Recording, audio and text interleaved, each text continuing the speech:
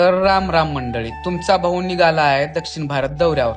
मग गावातून येणारी बस पकडली आणि थेट लातूरला गेलो. लातूरच्या बस स्टँड मध्ये उतरून सोलापूर जाणारी बस शोधली, कारण कन्याकुमारीला जाणारी ट्रेन होती पहाटे 3:30 वाजता सोलापूर मधून.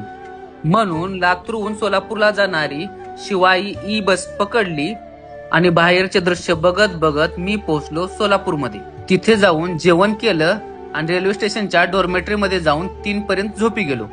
पहाटे 3 वाजता उठून बघितलो तर सोलापूरहून कन्याकुमारीला जाणारी माझी ट्रेन ऑन टाइम होती. ट्रेन जशी थांबली तशी बुकिंग केलेल्या एसीच्या डब्यामध्ये जाऊन सगळं सामान मध्ये ठेवलं आणि पहाटेची वेळ असल्यामुळे बुक केलेल्या साइड लोअर बर्थ वर जाऊन लगेच पांघरून घेऊन झोपी गेलो. कारण सोलापूर मधून कन्याकुमारीला पोहोचण्यासाठी ट्रेनला 31 तास लागणार होते. झोप पूर्ण झाली असल्यामुळे सकाळी लवकर उठलो आणि दक्षिण भारतातल्या हिरव्यागार निसर्ग सौंदर्याचा आनंद घेत प्रवास चालू ठेवला. बाहेरचे दृश्य बघत बघत ट्रेन मध्ये भेटणारे फूड्स खात खात पूर्ण दिवस ट्रेन मध्येच निघून गेला. मग रात्री थोडस जेवण करून झोपी गेलो आणि परत दुसऱ्या दिवशी सकाळी लवकर उठलो. धुक्यात हरवली ट्रेन, ट्रॅकच्या बाजूला असलेली नारळाची झाडं, हे सकाळ सकाळचं वातावरण एकदम भारी दिसत होतं.